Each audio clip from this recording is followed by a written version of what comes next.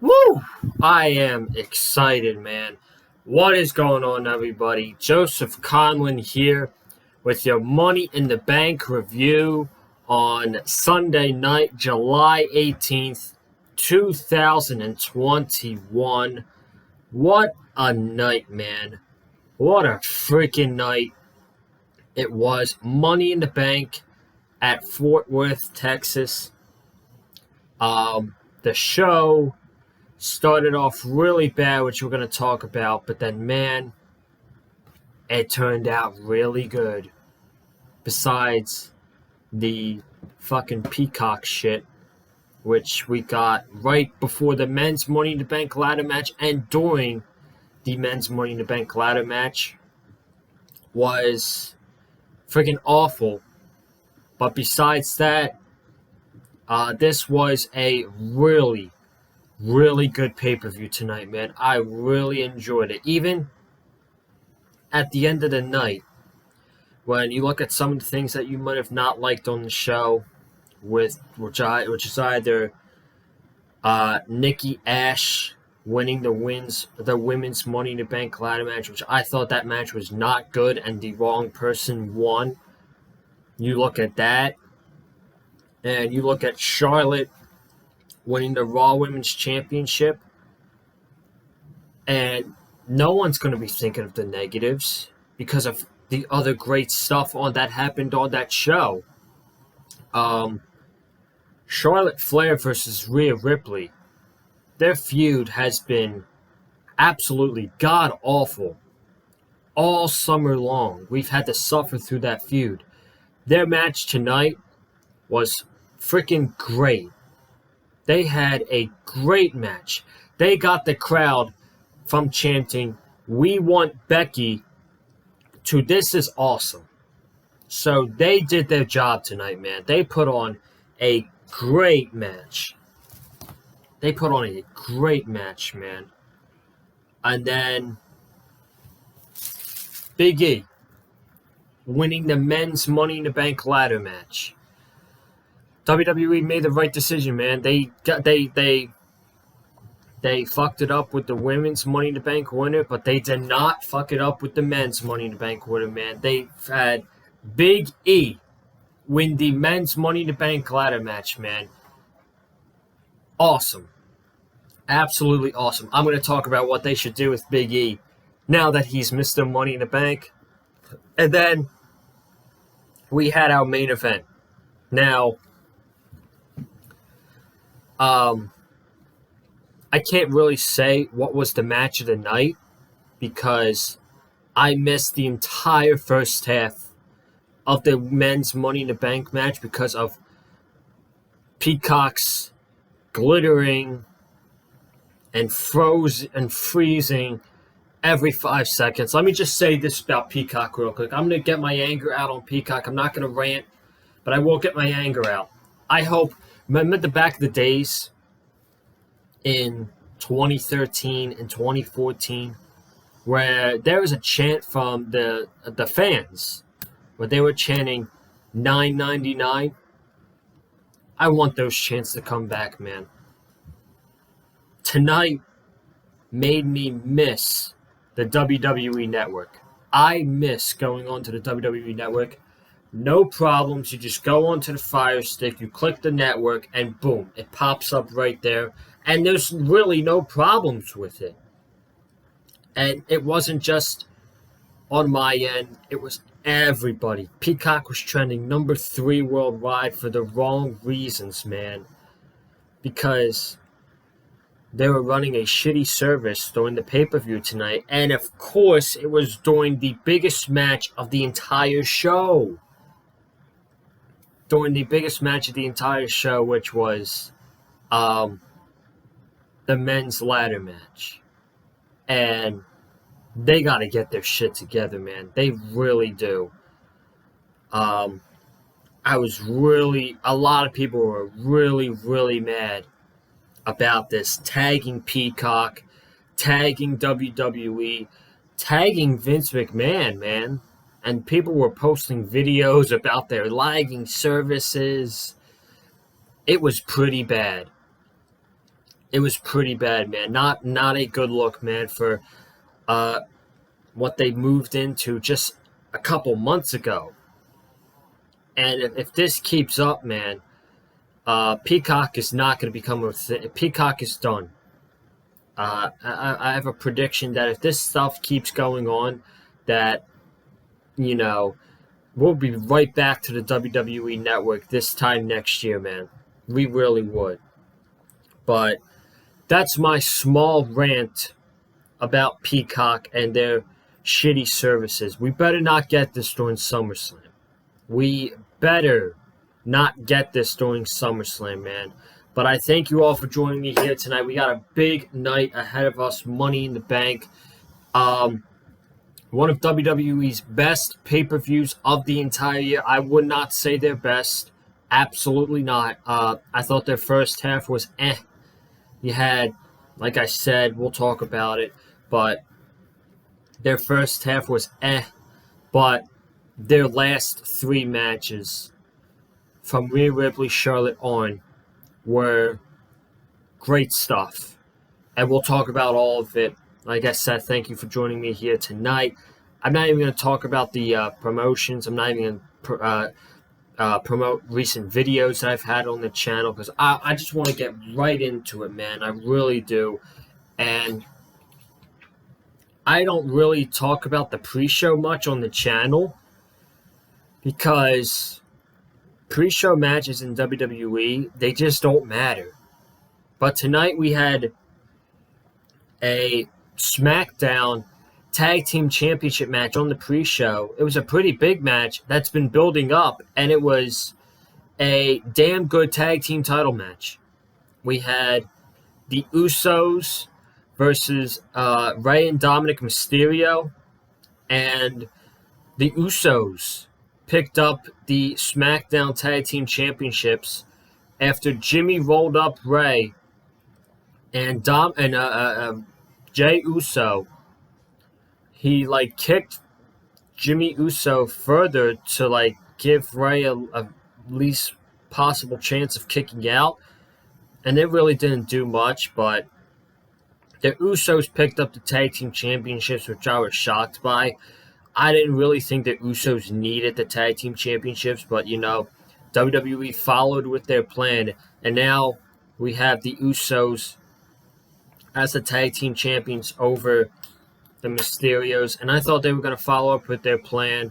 What I thought they were going to do, my bad, is have the Mysterios retain the titles tonight, because I didn't understand why you were going to do the title change on the pre-show. If you were going to do the title change, then this should have been on the main card, but they did the title change on the pre-show. But I thought the Mysterios were going to retain tonight.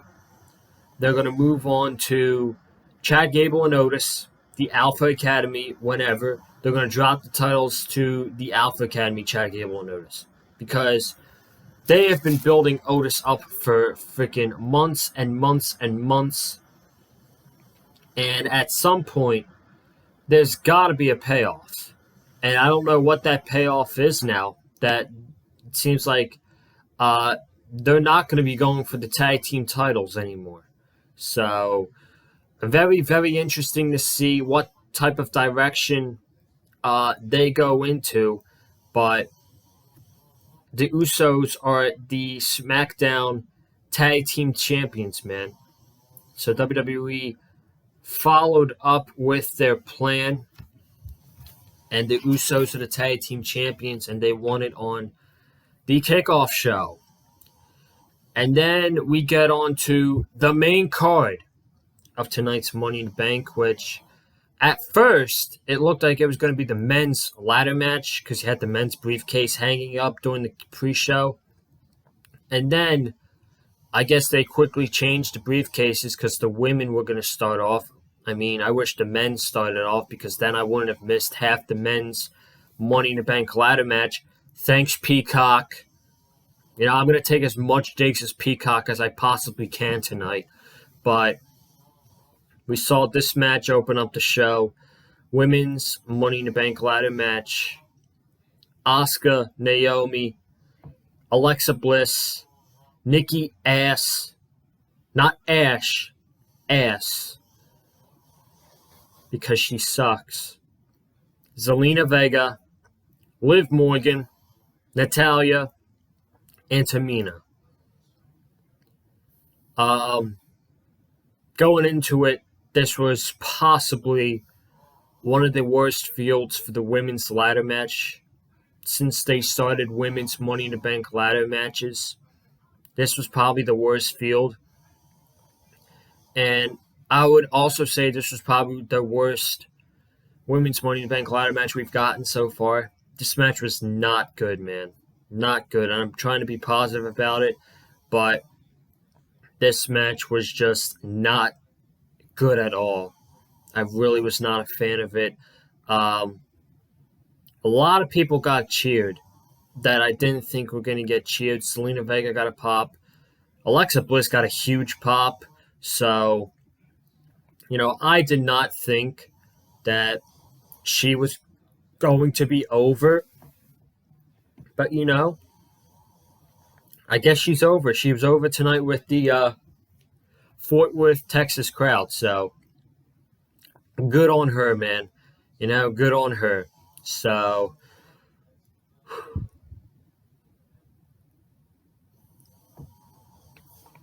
tired, man. I'm tired. But I got to wake up tomorrow for work at 11 a.m. right up until Monday Night Raw. So, it'll be a long day for me tomorrow.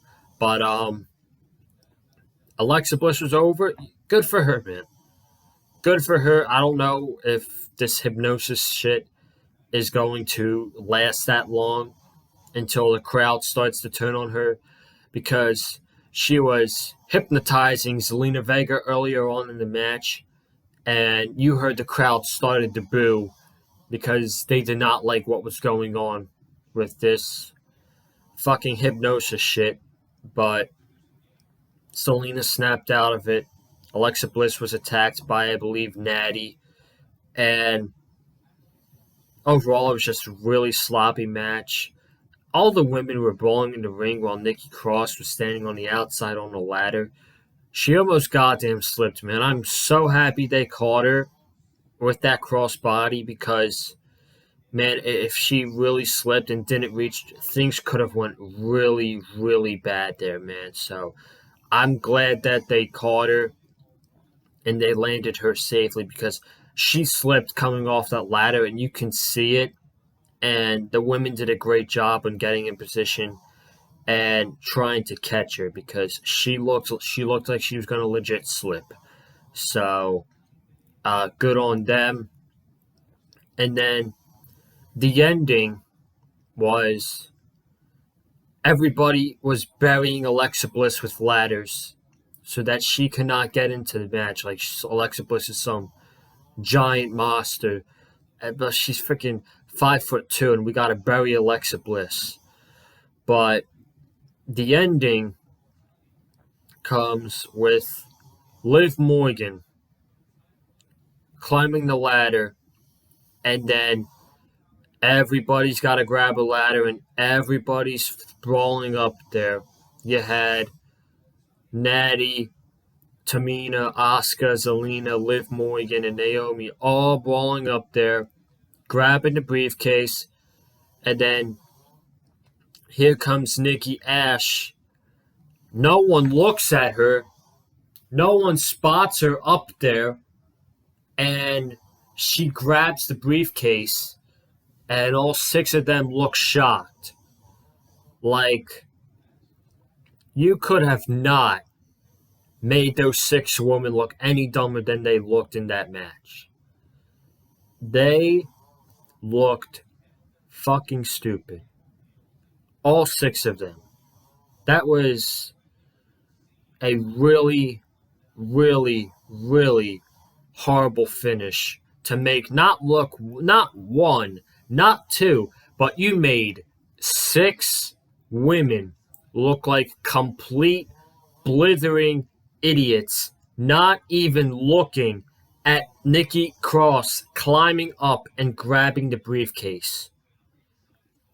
They just let her go up there, grabbed the briefcase, and then she's running around with it as she's some superhero. And this was a terrible decision as well. The wrong person won. This contract should have easily been Liv Morgan's. Even though Nikki got a pop at the end, which I don't really care about because it was the wrong result. She should not have won this match. Do you actually think... I don't know. Do you guys actually think that Nikki Cross is going to successfully cash in? I have debates about it, but I'm not so sure. I'm not so sure, especially if Becky Lynch is coming back. I can't see Nikki Cross cashing in on Becky Lynch. Absolutely not. Maybe Charlotte, but I can't see her cashing in on Becky Lynch. No way. No way is that happening. So, this was a bad mistake. A bad mistake. And yeah, it's a fresh name. I'll give him that. It's someone new. But her gimmick stinks. And I guess they're going all in on this Nikki Cross gimmick, which, I mean, good for Nikki. She's getting a push now. She's missed Money in the Bank. But this shit's horrible. I can't even imagine the bad promos that they're going to have this woman cut on Monday Night Raw week after week. It's going to be bad. And this briefcase should have easily been Liv Morgan's briefcase. And they really, really screwed up with this result, giving this match to Nikki Cross over Liv Morgan. They really did. So, that was not a good way to open up tonight's show at all. Bad match, and the wrong guy won. Wrong guy won. Or the wrong woman won. I'm sorry. Moving on here, just catching up on Twitter. John Cena cut a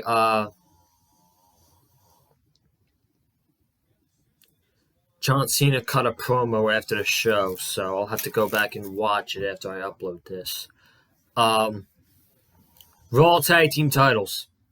Viking Raiders versus AJ Styles and Omos. This match was really good. This was a really good Raw Tag Team Championship match. I'm not really going to talk about it because no one is going to talk about this match at the end of the night. And it's not really a match I should sit here and dissect about. It was a good match. Very, very predictable. The Viking Raiders were not going to win the tag team titles here because we are saving out for a certain match at SummerSlam, folks. We're saving out for AJ and Omos to drop those tag team championships to RK Bro, Randy Orton, and Matt Riddle at SummerSlam. But these guys worked their asses off, especially the Viking Raiders. You gotta give it to them, man. They, as much as Vince McMahon and Bruce and Creative dropped the ball on them, they don't feel the same as they did in NXT. They just don't. But they are a damn good fucking tag team, man. They are so good. And when they are on, they are freaking great. And they were on tonight. They were getting it in there with AJ Styles. They made Omos look really, really good. And I was a fan of this match. I really was, man. Viking Raiders hit the Thor's hammer on AJ Styles for a very, very close near fall, which got a pop out of me, actually. And then AJ Styles takes out Ivar. Omos does a two-handed choke slam to Eric. And Omos retains the tag team titles for himself and AJ Styles. Really, really good match, man. I really enjoyed it. And we are getting AJ and Omos versus RK Bro at SummerSlam. And that should be really good. That should be really good. Randy Orton's going to make his return any week now. Now he did not make an appearance tonight at Money in the Bank, and people are actually pitching him to turn on Matt Riddle and get a one-on-one match at SummerSlam between Randy Orton and Matt Riddle. And my question to you is, why? Just why would you want to break up why would you want to break up your best thing on Monday Night Raw for weeks now, which has been RK Bro? Why on earth would you want to break them off when they are your best thing on Monday Night Raw? And you have they're not, you might say they're a legit tag team. They're just two singles guys in my book. But you legit have no other tag teams to go up against AJ and Omos. And that's WWE's fault. Who's going to face AJ and Omos if you want to break up RK Bro? There is nobody. There's legit nobody. And breaking up Orton and Riddle now would be stupid because they just formed literally 3 months ago as a tag team. If WWE can draw this out all the way until WrestleMania in April, that's when you do the match. You have RK Bro go on a long, successful reign as the tag team champions. You have them drop the titles either at the end of the year or the beginning of the year, and then you have Randy Orton throw out Matt Riddle in the Royal Rumble match, and boom, there you go. You're off to the races with Orton and Riddle at WrestleMania 38. I just did long-term storytelling for the WWE for this RK Bro stuff in 3 minutes. 3 minutes. Booking's not hard, man. It's really not. When you think about it and you digest what should happen, booking is not hard. That's exactly what should happen with RK Bro.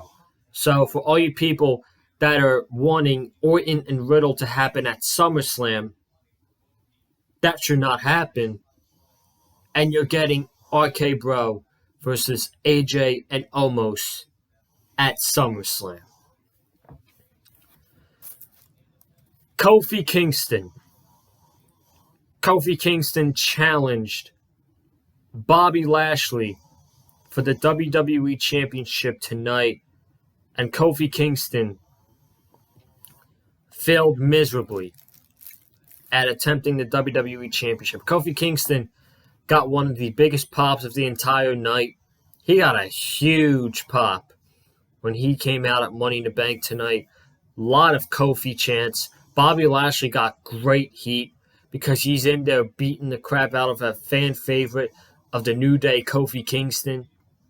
This match went 8 minutes, and I told you on the prediction show that the way it should have been booked, this should have not been a good match. This match did not deserve to be good. It should have been Bobby Lashley going in there and absolutely kicking the shit out of Kofi Kingston. And that's exactly what happened. This was one of the best booked championship squash matches in a very long time. Now, was this John Cena versus Brock Lesnar levels from SummerSlam 2014? Absolutely not. But this was a really good booked squash match. It makes Bobby Lashley look like a beast, like he was before he won the WWE Championship and going into his program with Drew McIntyre at WrestleMania. This is the Bobby Lashley we should have gotten all along. Now, it sucks to know why Bobby Lashley is going back to his serious stuff, because Bobby Lashley is getting ready for Billy G at SummerSlam. And no, I'm not talking about Billy Gunn, as that someone made a joke about it on Twitter. Billy G. 54-year-old Bill Goldberg. It's already reported that he's going to be on Raw tomorrow night. And as much as that should not happen, because now Big E's Money in the Bank, the story's there. The story's there. Big E wants redemption for his boys. Kofi Kingston got taken out. I'm pretty sure Bobby Lashley might take out Xavier Woods. And, excuse me. And it comes Big E. But no, we got to get Billy G back. We got to get those big names for SummerSlam.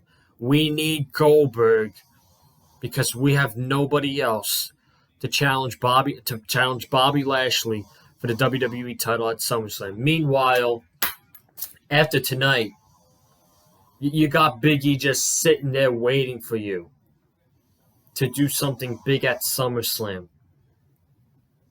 And we'll talk about that when we get to the men's match, which is going to be after this match. After the next match. But I thought Kofi Kingston versus Bobby Lashley was a really good booked match. This is exactly the way it should have been, which was a squash. And I'm proud, I'm happy that it went that way. And then we had Rhea Ripley and Charlotte, man. We had Rhea Ripley versus Charlotte for the Raw Women's Championship.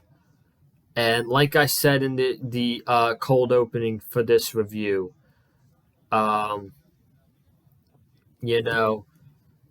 feud has been really miserable on Monday Night Raw. It can't end soon enough. I can't wait for it to be over. Just move the fuck on with this feud. But this tonight was their best thing. This was their best thing in this feud, was this match.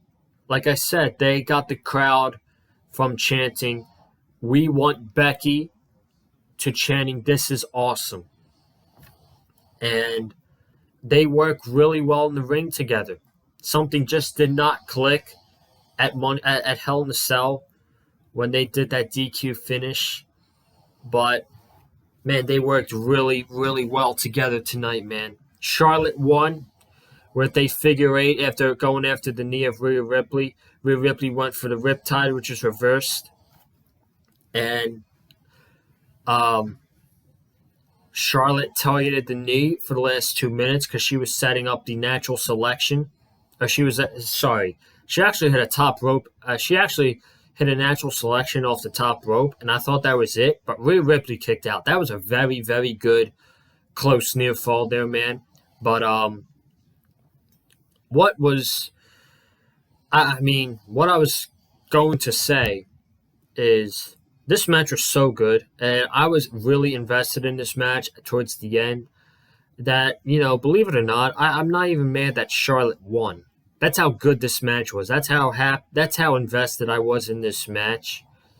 And like I said in the predictions video, man, it really doesn't matter who wins this match, because whoever wins this match is going to be more than likely dropping the title to Becky Lynch at SummerSlam.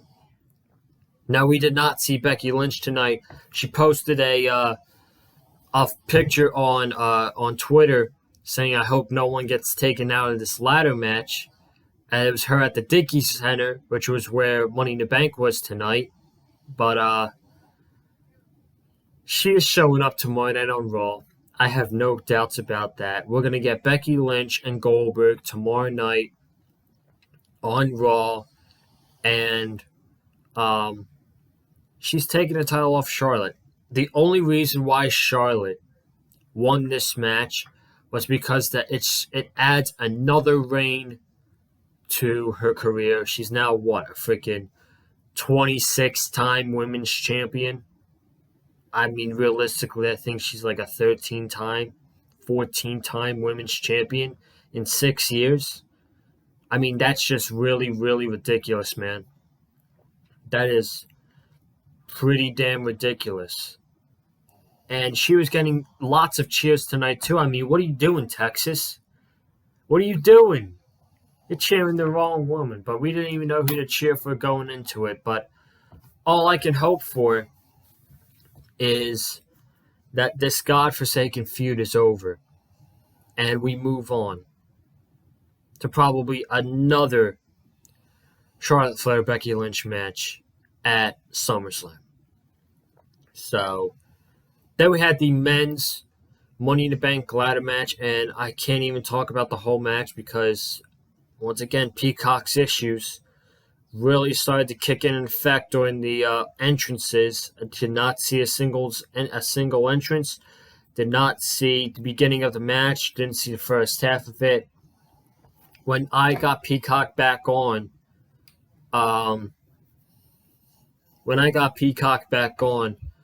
Seth Rollins was on the top, and then John Morrison countered it. Some of the really great highlights in this match was Ricochet. I mean, I only saw this one move from Ricochet, so I'm going to have to go back and watch this match tomorrow morning before work. But Ricochet was getting pushed. They were pushing the ladder down, and Ricochet jumps off the ladder, and he jumps on everybody on the outside. And the height that this guy got was freaking incredible, man. Everybody loves Ricochet. And if you're Vince McMahon, and if you're Bruce, and you're sitting backstage, and you're hearing the reaction that this guy's getting, I mean, how the fuck can you not push him? How in the hell could you sit there and not want to push Ricochet after the reactions that he's getting? It just really does not make sense. And then another big spot was Kevin Owens was on the top, going to climb the ladder. He was stunning everybody. Ricochet, John Morrison, which by the way, it seems like John Morrison and The Miz seemed to be really, really over. There were a bunch of Johnny drip drip chants when he was out on the kickoff panel. And he got cheers when he sprayed the water gun at Shinsuke Nakamura. And,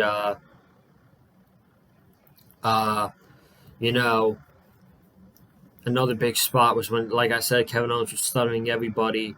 And then Seth Rollins comes up from underneath and he gives Kevin Owens a power bomb through a ladder. God, that had to hurt. That really, really had to fucking hurt, man. And then before the ending, Drew McIntyre was climbing up and Jinder Mahal's guys, what the hell's their names? Shanky and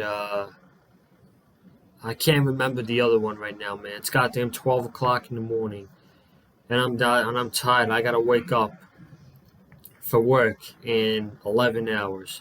But Jinder Mahal's guys came out, then Jinder came out, and he hit a steel chair on Drew, so that took him out of it. And then Seth Rollins was climbing up, and then Big E went from underneath. Big E was brawling with Seth Rollins. And then this man hit the big ending off the ladder to the ground. He hit the big ending onto Seth Rollins. Massive pop from the Fort Worth crowd. Big E climbs up there. He's got the briefcase unhooked. And thank God, man. Thank God. Whew, excuse me. Big E is Mr. Money in the Bank. Love it. Absolutely love it. It's the right thing. It was the right decision. He was the most logical man that made sense. And WWE made the right thing. You know, when they get a creative decision right and it's in a big moment, you feel so happy about it, man. Just like when Drew McIntyre won the Royal Rumble in 2020. And tonight when Big E won the Money in the Bank tonight, you just feel so happy, man. You really do. And I felt really happy when Big E won Money in the Bank. Having him up there, that guy deserves it. And now he's going to get his world title match that he said on SmackDown a few weeks ago that I've never had a world title match here in the WWE. And guess what? Now he's got a free world title match. What I would do with this is tomorrow night on Monday Night Raw, I would literally have Big E walk out there, get in Bobby Lashley's face, and tell him, "You hurt my boys. You hurt my brothers. You hurt Kofi. You hurt Xavier. I'm not going to let that just slide just because I'm on SmackDown and they're here on Monday Night Raw. You took them out. I want you. I want your title. I'm cashing in at SummerSlam." And there you go. You got the New Day Redemption storyline for Big E going after Bobby Lashley. That's exactly what should happen tomorrow night on Raw. That's what we should get. What we will get is Goldberg. That's what we'll get tomorrow night. And I can imagine people being pissed off on social media after Monday Night Raw. But like I told you in the predictions video, you had to see this coming. WWE is trying to get the biggest names for SummerSlam. They think Bill Goldberg is a big name. And he's going to get booed.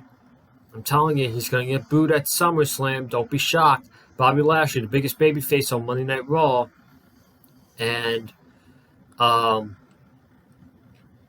it's going to be a bad decision. But I'm not even mad about it because I saw this coming. Why should I even waste time ranting and raving about this? Goldberg challenging Bobby Lashley. So, you know what, man? I'm not even going to waste my time being mad about it. I mean, am I pissed? Am I unhappy? Yeah, but you had to see this coming. Hopefully I'm wrong. Hopefully in this case the dirt sheets are wrong, but most of the times they're right. Like WrestleVotes made a tweet about John Cena. And look what happened tonight. We saw John Cena. And we're going to get into that right now. Main event. Edge, Roman Reigns. Without even watching the first half of the ladder match, this was the match of the night. No question. This match was fucking excellent, man. This was a excellent Universal Championship match. Crowd was dead in the beginning because the match was slow. But these guys were telling a story. They were telling a really good story. And then it kind of picked up when they were fighting on the outside. Roman was going to spear Edge, but Edge moved and Roman ran himself into the barricade. Then Edge speared Roman into the barricade, lifted up Roman to get him in the ring. Roman Reigns kicked out, and then Roman Reigns hit a Superman punch. And we got a ref bump from Charles Robinson. And then that's when all the chaos started to come unglued in this match. We saw the Usos come down, and they were attacked by the Mysterios, so they were brawling. And then Edge had his steel chair cross-face in on Roman Reigns. Roman Reigns was passed out. He was sleeping for about 2 minutes. Seth Rollins comes walking through the crowd, and he gives Edge a super kick right to the head, and he walks away. Then Roman Reigns sets up for the spear, as then another official comes down. Edge spears Roman Reigns, and Roman kicks out. Roman kicked out of the spear, and then after that, Edge was setting up for another spear. Rollins made a distraction, and Roman Reigns spears Edge, and that's the end of the match. So this was a excellent Universal Championship match. And for the people in Fort Worth, if you were at the show tonight in Fort Worth, Texas, I'll give it to you. You were a good crowd tonight. I thought Houston's crowd on Friday was better, but you were I take that back. Take that back. That was a pay-per-view crowd tonight. Fort Worth, you were a really good crowd tonight, but man, if you were in the crowd and you were chanting, "You can't wrestle" to Roman Reigns, you are a complete blithering fucking idiot, okay? You're a complete idiot if you think Roman Reigns can't wrestle. I just want to get that out there because I heard those chants and I was like, what the hell are these people thinking? Roman Reigns sucks? But end of the match, Roman Reigns wins. Seth Rollins continues to go ahead and attack Edge. And they're now brawling on the outside and they're brawling in the crowd. And Roman Reigns hands the microphone and he says, "You all can now acknowledge me." And there's boos. And then we hear the music of John Cena. And holy shit, what a pop. What a pop when John Cena came out. He ran down to the ring.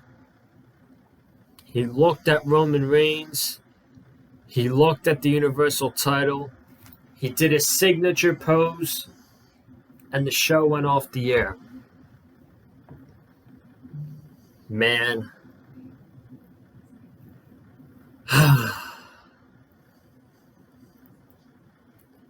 This makes me even more upset that I'm not going to be going to SummerSlam this year. Really does. Because I was actually thinking about it too. But the bad thing is I have friggin' college orientation 2 days after SummerSlam. And I have to be down in Orlando, Florida by the 19th of August. So I will not be attending SummerSlam. But man, SummerSlam's looking like a top 5 show this year, man. We're already looking at 2 potential big-time matches on that show with John Cena, Roman Reigns, and Edge vs. Seth Rollins. Those 2 matches alone. You're not telling me SummerSlam could potentially be a top 5 best wrestling pay-per-view of the year? You got to be out of your mind. You really got to be out of your mind. This thing is going to be freaking magnificent. Cena and Reigns.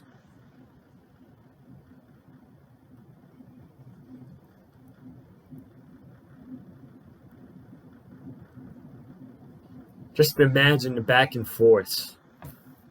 Just imagine the back and forths that Cena and Reigns are going to have on SmackDown the next couple weeks.